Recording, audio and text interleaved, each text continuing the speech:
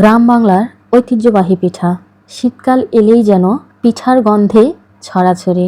সব থেকে জনপ্রিয় দুইটা পিঠাই কিন্তু শীতকালে বেশি চলে, চিতই পিঠা আর ভাপা পিঠা।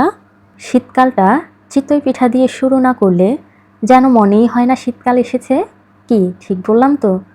আমার কিন্তু চিতই পিঠাটা খেতে বেশ ভালো লাগে। আমার মতো কার কার চিতই পিঠাটা পছন্দ অবশ্যই জানাবেন। তাহলে চলুন কথা না বাড়িয়ে এই রেসিপিটা আপনাদের সাথে শেয়ার করি। খুবই সিম্পলভাবে দেখানোর চেষ্টা করেছি, আশা করি আপনাদের ভালো লাগবে। ভালো লাগলে অবশ্যই চ্যানেলটা সাবস্ক্রাইব করে দিবেন, বেল বাটনটা অন করে দিবেন আমার পরবর্তী ভিডিও নোটিফিকেশন সবার আগে পাওয়ার জন্য। প্রথমেই একটা মিক্সিং বোলে নিয়ে নিচ্ছি 4 কাপ পরিমাণ ভেজা চালের গুঁড়া। এটা শুকনো চালের গুঁড়া না, ভেজা চালের গুঁড়া। ভেজা বলতে এখানে বোঝানো হয়েছে আমি চালের গুঁড়াটা গুঁড়া করার পর আর শুকিয়ে নেই নাই, এভাবেই কিন্তু পিঠা বানাতে চলে এসেছি। আপনার যদি শুকনো চালের গুঁড়া হয় তাহলেও কিন্তু একই প্রসেসেই পিঠাটা বানিয়ে নিতে পারবেন, শুধু পানির পরিমাণটা একটু বেশি লাগবে। স্বাদ মতো লবণ দিয়ে দিলাম। এখন ভালো করে লবণটা মিশিয়ে নিলাম। এখন গরম পানি নিয়ে আসলাম, এটাকে আমি ব্যাটার তৈরি করে নিব। আর এই পানিটা কীরকম গরম নেবেন এখন একটু আপনাদেরকে বুঝিয়ে বলি। এই পানিটা চুলায় বসানোর পর বলক আসবে, এখনো আসে নাই, এই অবস্থায় এই পানিটাকে উঠিয়ে এনে আমি ডোটা গলতে নিয়ে এলাম। আর এখান থেকে কিছু পানি দিয়ে এই ব্যাটারটা আপনাদেরকে তৈরি করে নিতে হবে। একসাথে একই জায়গায় অনেকগুলা গরম পানি ঢালবেন না, এতে করে কিন্তু গুঁড়িটা সেদ্ধ হয়ে যাবে, পিঠাটা ভালো হবে না। তাই যেই জায়গাটার মধ্যেই পানিটা ঢালবেন সাথে সাথেই নেড়ে দিবেন। এভাবে করতে করতে আপনারা নিশ্চয়ই খেয়াল করেছেন খুবই শক্ত একটা ডো আমি তৈরি করে নিলাম। আর এটাকে খুব ভালো করে মথে নিতে হবে আপনাদেরকে। মথে নেওয়া হয়ে গেলে এখানে আমি আরও কিছুটা পানি অ্যাড করে দিলাম। এখন এই পানিটাকে দিয়েও কিন্তু খুব ভালো করে মেখে নিব। যতটা সম্ভব হাত দিয়ে কিন্তু এটাকে ফেটিয়ে নিতে হবে। এই কাজটা খুব ধৈর্য সহকারে করলে রেজাল্ট কিন্তু ভালো আসে। অনেকক্ষণ যাবত এটাকে ফেটিয়ে নেওয়ার চেষ্টা করবেন, তাহলেই কিন্তু পিঠাটা অনেক ফুলকো হবে আর জালিদার হবে। নিশ্চয়ই খেয়াল করেছেন আমি কীরকম করে ফেটিয়ে নিচ্ছি, ঠিক এরকম করেই ফেটিয়ে নিতে হবে যেন ব্যাটারটা খুবই স্মুথ আর ফ্লাফি হয়ে যায়। নিশ্চয়ই খেয়াল করেছেন আগের মতো আর দানাদার ভাব নেই, এখন খুবই স্মুথ হয়ে গেছে। এ পর্যায়ে আমি ফেটানো বন্ধ করে দিলাম। এখন এটাকে আমি ব্লেন্ড করে নিব। আপনারা যদি ব্লেন্ড করতে না চান তাহলে আরও 10 মিনিট এভাবেই ফেটিয়ে নেবেন, এতে করে কিন্তু আপনাদের ব্লেন্ড করার কাজ হয়ে যাবে। এখন একটা মিক্সিং জারে আমি অর্ধেকটা পরিমাণ ব্যাটার নিয়ে নিচ্ছি। এই ব্যাটারটাকে আমি দুইবারে ব্লেন্ড করে নিব।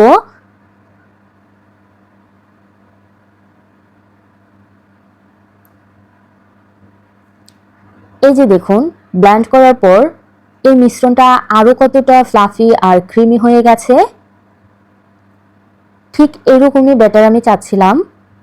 এখন এই ব্যাটারটাকে আবারও একটা হ্যান্ড উইস্কের সাহায্যে খুব ভালো করে ফেটিয়ে নিচ্ছি। চিতই পিঠা যত ভালো করে ফেটবেন ততই কিন্তু এটা ফুলকো ফুলকো হবে।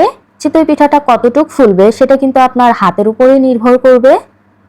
ঠিক আপনি যেভাবে যতটুক ফেটাবেন আপনার পিঠাটা ঠিক ততটুকুই কিন্তু ফুলবে। এখানে নিশ্চয়ই খেয়াল করেছেন আমি আরও কিছুটা পানি অ্যাড করে দিলাম। এই পানিটাকেও কিন্তু খুব ভালো করে মিশিয়ে নিলাম। এখন আমি আরও কিছুটা পানি অ্যাড করে দিচ্ছি, কারণ মিশ্রণটা এখনও অনেকটা ঘন আছে। এত ঘন ব্যাটার দিয়ে কিন্তু পিঠা ভালো হবে না। আপনারা যারা শুকনো চালের গুঁড়া দিয়ে চিতই পিঠাটা বানাবেন তারা কিন্তু এখানে পানির পরিমাণটা আধা কাপ অথবা 1 কাপের মতো বাড়িয়ে দিবেন, এতে করে কিন্তু আপনাদের চিতই পিঠার পারফেক্ট একটা ব্যাটার তৈরি হয়ে যাবে।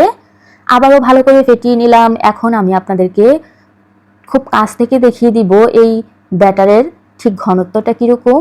এই যে দেখুন, এই চামচটা খুব সুন্দর করে কিন্তু ব্যাটারটা দিয়ে কোট করা হয়ে গেছে। আমি আপনাদের বোঝার সুবিধার্থে আর একটু ভালো করে বুঝিয়ে দিচ্ছি। এই যে দেখুন, আমি একটা দাগ টেনে নিলাম, এই দাগটা কিন্তু সাথে সাথেই মিটে যাচ্ছে না। চলুন পিঠা বানাই। চুলার মধ্যে আমি অনেকক্ষণ যাবত একটা নতুন হাঁড়ি বসিয়ে রেখেছিলাম অল্প আছে, এতে করে কিন্তু আপনাদের নতুন একটা হাঁড়ি তৈরি হয়ে যাবে পিঠা বানানোর জন্য। অবশ্যই কিছুক্ষণ আগে অল্প আছে বসিয়ে রাখার চেষ্টা করবেন, না হয় কিন্তু চুলায় দেওয়ার সাথে সাথে এটা ফেটে যাবে। আচ্ছা যাই হোক, পিঠা তৈরি করার ঠিক আগ মুহূর্তে চুলার আঁচটা কিছুটা বাড়িয়ে দিবেন, অর্থাৎ লো আর হাইয়ের মাঝামাঝি রেখে আপনাদেরকে পানি আর তেলের মিশ্রিত একটা কাপড় দিয়ে ভালো করে মুছে নিতে হবে। যখন দেখবেন এই হাঁড়িটা থেকে ধোঁয়া উঠতেছে, তখনই আপনাদেরকে ব্যাটাটা দিয়ে ঢাকনা দিয়ে ঢেকে 3 মিনিটের মতো অপেক্ষা করতে হবে। এই 3 মিনিটেই দেখবেন একটা পিঠা কিন্তু তৈরি হয়ে যাবে। পিঠাটা খুব ইজিলি উঠে আসবে, কারণ তেল মিশ্রিত পানি দিয়েছি। আবারও খোলাটাকে আরেকবার মুছে নিয়ে তারপর ব্যাটার দিয়ে ঢাকনা দিয়ে ঢেকে 3 মিনিটের মতো অপেক্ষা করবেন। তারপর দেখবেন অনেক সুন্দর করে কিন্তু আরও একটা পিঠা তৈরি হয়ে যাবে।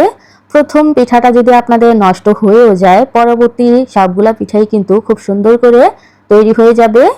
আমার প্রত্যেকটা পিঠাই দেখুন ফুলে একেবারেই টইটুম্বুর হয়ে গেছে। এভাবেই কিন্তু বাকি সবগুলা পিঠাও আমি তৈরি করে নিব। আমি চেষ্টা করেছি আজকের এই পিঠাটা তৈরি করার জন্য প্রত্যেকটা ধাপই কিন্তু খুবই সহজভাবে আপনাদের সাথে উপস্থাপন করার। আশা করি যারা নতুন আছেন তারা এয়ারপোর্ট থেকে পিঠা বানানো নিয়ে আর কোনো আশঙ্কাতে থাকার কোনোই কথা নয়। যারা নতুন একেবারেই পিঠা তৈরি করতে পারেন না, তারা এই ভিডিওটা ফলো করে ইনশাল্লাহ বানাতে পারেন। আশা করি নিরাশ হবেন না। কথা বলতে বলতে প্রত্যেকটা পিঠাই কিন্তু আমি বানিয়ে নিলাম, আর মাশাআল্লাহ দেখুন কত সুন্দর করে কিন্তু পিঠাগুলা তৈরি হয়ে গেছে। অসংখ্য ছিদ্রযুক্ত এই পিঠাগুলা আপনারা চাইলে দুধে ভিজিয়েও কিন্তু খেতে পারেন। অবশ্যই দুধটা আগে থেকে জাল করে তৈরি করে রাখবেন, আর গরম গরম পিঠাগুলো উঠিয়ে গরম দুধের মধ্যে দিয়ে দিবেন। অবশ্যই তখন দুধটা কিছুটা গরম থাকতে হবে আর পিঠাটাও গরম থাকতে হবে, তাহলেই ভিতর পর্যন্ত দুধটা প্রবেশ করতে পারবে। না হয় কিন্তু ভালো করে চিতই পিঠার ভিতরে কিন্তু রস ঢুকতে চায় না। এই জিনিসটা মাথায় রেখে দুধ চিতই পিঠাও কিন্তু আপনারা ইজিলি তৈরি করে নিতে পারবেন। আমার আজকের এই সহজ আর সিম্পল রেসিপিটা আশা করি আপনাদের সবার ভালো লেগেছে। ভালো লাগলে অবশ্যই একটা লাইক কমেন্ট শেয়ার করে দিবেন। নতুন হয়ে থাকলে রিকোয়েস্ট থাকবে অবশ্যই চ্যানেলটা সাবস্ক্রাইব করে দিবেন, বেল বাটনটা অন করে দিবেন আমার পরবর্তী ভিডিও নোটিফিকেশন সবার আগে পাওয়ার জন্য। তাহলে আর কথা বাড়াচ্ছি না, আজ এ পর্যন্তই। সবাই ভালো থাকবেন, আমার জন্য দোয়া করবেন। আল্লাহ হাফিজ।